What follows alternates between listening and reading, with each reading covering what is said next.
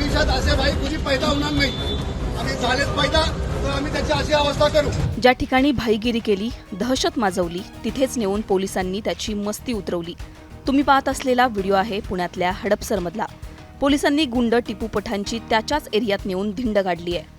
टिपू पठाण हा सराईत गुन्हेगार असून त्याच्यावर 20हून अधिक गुन्ह्यांची नोंद आहे। हडपसरचा सदस्यनगर भाग हा टिपू पठाणचा एरिया।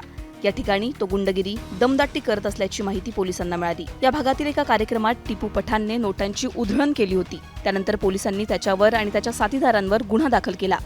याच भागातील एका महिलेची जमीन टिपू पठाण आणि त्याच्या साथीदारांनी बळकावल्याची तक्रार पोलिसांकडे आली होती। पोलिसांनी टिपू पठाण आणि त्याच्या साथीदारांना अटक करून ज्या भागात हा टिपू पठाण दमदाटी करायचा त्याच भागात नेऊन त्याची धिंड काढली आहे। गर्दीमध्ये टिपू पठाणला नेऊन पोलिसांनी काय केलं बघा। मी तुम्हाला जाहीर आवाहन करतो की तुम्ही न घाबरता आमच्याकडे तक्रार करा। तुमच्या सोबत पोलीस आहेत, तुम्हाला कुणाला घाबरायची गरज नाही आहे। आम्ही नेहमी तुमच्या मदतीसाठी आहोत। आपल्या एरियामध्ये कुणीही भाई राहणार नाही आणि भविष्यात असे भाई कुणी पैदा होणार नाही आणि झालेच पैदा तर आम्ही त्याची अशी अवस्था करू।